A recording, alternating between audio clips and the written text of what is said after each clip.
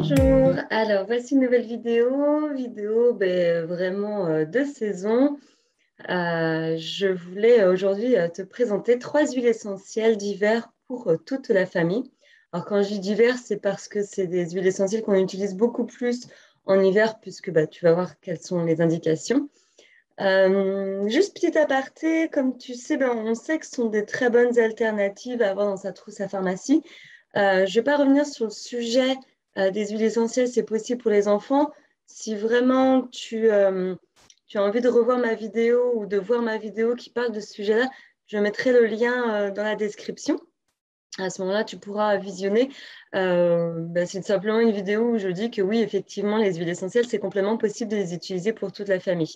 Voilà, il faut simplement respecter certains critères.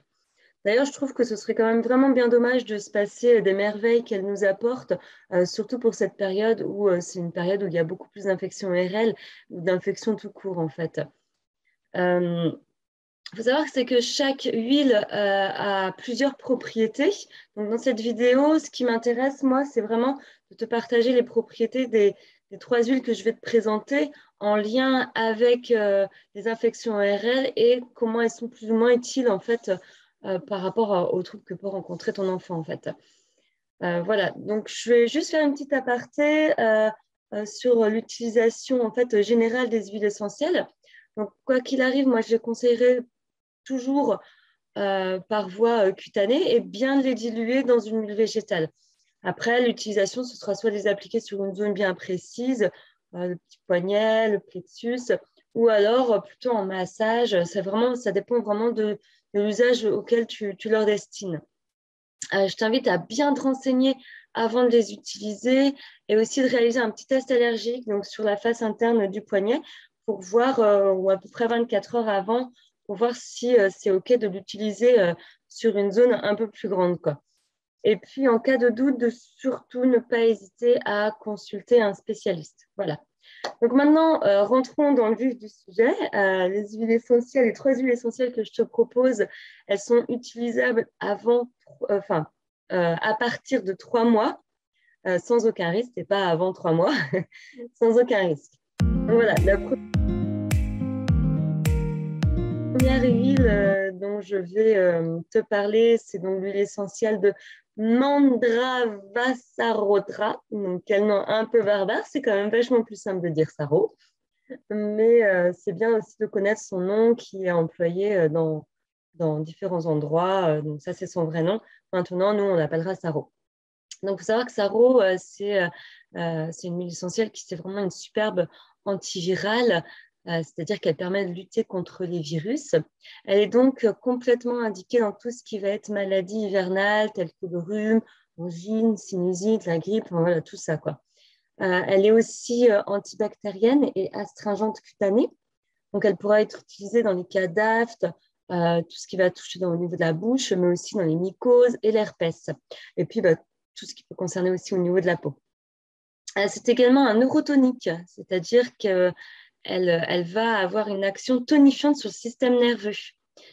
Donc, elle pourra être utile dans tout ce qui va être les fatigues nerveuses ou même les fatigues profondes et tout ça. Par exemple, un exemple d'utilisation, ça va être de la diluer dans une huile végétale et puis l'appliquer en massage sur la poitrine dans les cas où il y aura un rhume, par exemple. Poitrine, le dos et l'interface des poignets. On peut même mettre sous la voûte plantaire. La deuxième huile que je voulais te proposer aujourd'hui, c'est Tea Tree. Voilà, sa réputation n'est plus à faire, hein, tout le monde la connaît. C'est vraiment une excellente, c'est un des plus grands antibactériens à large spectre. Cette huile sera utile dans les maladies ORL également, comme le rhume, la laryngite, la pharyngite, la sinusite, mais aussi pour les affections bucco-dentaires, les aphes, les gingivites. Voilà, le petit plus, c'est de mettre une goutte de tea tree sur ta brosse à dents avant de mettre ton dentifrice. Voilà, ça c'est une hygiène de bouche vraiment au top. Donc, tea tree, elle est également indiquée dans toutes les infections de la peau. Donc, du coup, vraiment toutes les infections de la peau, hein, quelles qu'elles soient. Par exemple, 2 gouttes de titri désinfecteront n'importe quelle plaie. Elle est aussi utile dans les mycoses de par son action antifongique. Voilà, la dernière huile que je voudrais te présenter est le thym à tujanol, à ne pas confondre avec le thym à linalol, qui lui est toxique. En fait, cette huile, elle est aussi antibactérienne, antivirale et antifongique que sarro et titri, donc elle aura exactement les mêmes indications que ces deux huiles. Donc, ne pas hésiter à combiner en fait parfois certaines huiles. Elle possède aussi une action de stimulation sur l'immunité. Le petit truc à utiliser, ça va être de mettre par exemple 2 gouttes diluées dans une huile végétale sous la voûte plantaire le soir. Ça permettra de soutenir le système. C'est possible de le faire pendant la saison hivernale. Elle est également neurotonique, donc elle a une action stimulante sur le système nerveux, comme je l'ai dit tout à l'heure, et elle est harmonisante nerveuse. Donc elle aussi pourra lutter contre la fatigue nerveuse.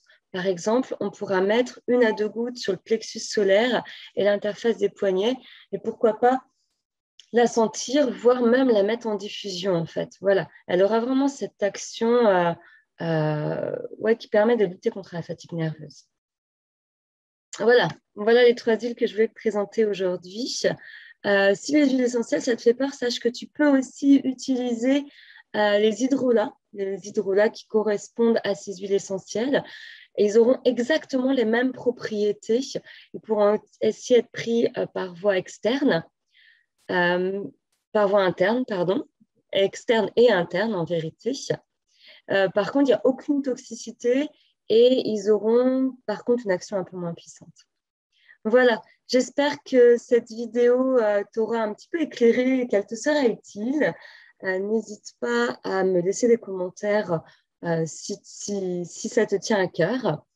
Je t'invite à t'abonner à ma chaîne YouTube, juste en dessous. Et puis, je te dis à bientôt pour une nouvelle vidéo. Bonne journée!